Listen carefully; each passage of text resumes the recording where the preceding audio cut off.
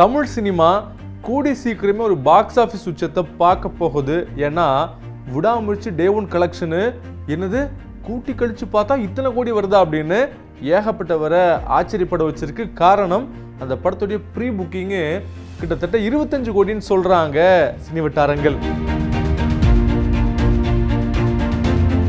படத்துக்கு ஒரு மிகப்பெரிய எக்ஸ்பெக்டேஷன் இருக்கு. காரணம் ஏகேவுடைய படம் பல வருஷங்களுக்கு அப்புறமா ரிலீஸ் ஆக போகுது. குறிப்பாக சொல்லணும் அப்படின்னா படத்துக்கு எல்லாமே பாசிட்டிவாக அமைஞ்சிருக்கு. நீங்கள் பார்த்துருப்பீங்க, மியூசிக்காக இருக்கட்டும், பாட்டாக இருக்கட்டும், ட்ரெய்லராக இருக்கட்டும், எல்லாமே படத்துடைய பில்டப்பை அதிகரிச்சுக்கிட்டே இருக்குது.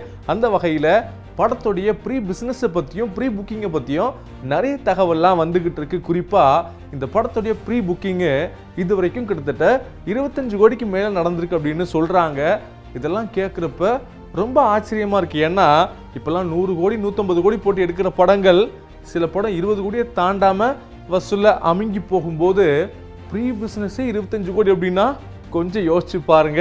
ஸோ அப்படிப்பட்ட இந்த சூழலை தான் விடாமுயற்சி படம் உலக அளவில் முதல் நாள் எவ்வளோ கலெக்ட் ஆகும் அப்படிங்கிற கேள்வியை நிறைய பேருக்கு உண்டாக்கியிருக்கு.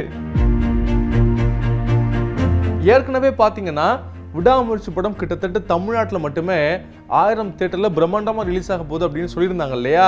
இப்போ கூடுதலாக நிறைய இடங்களில் பார்த்தீங்கன்னா, அதாவது மற்ற மாநிலங்களில் கூட நிறைய ஸ்க்ரீனில் இந்த படம் ரிலீஸ் ஆக போகுது.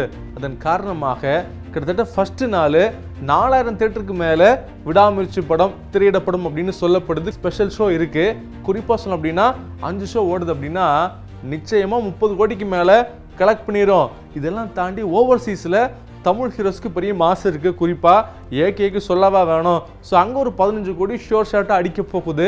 அப்புறமா கர்நாடகாவில் யாருமே எதிர்பார்க்காத அளவுக்கு ஏகேக்கு ஒரு மிகப்பெரிய ஃபேன் பேஸ் இருக்குது.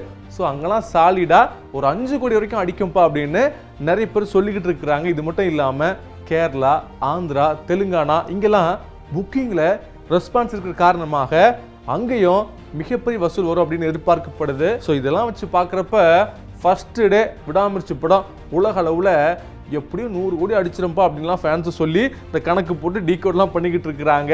ஸோ இது ஃபேன்ஸுக்கு ஒரு மிகப்பெரிய உற்சாகத்தை உண்டாக்கியிருக்கு.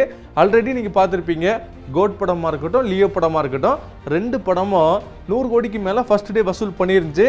ஸோ விடாமுயற்சி ரொம்ப நாளுக்கு அப்புறம் வருது.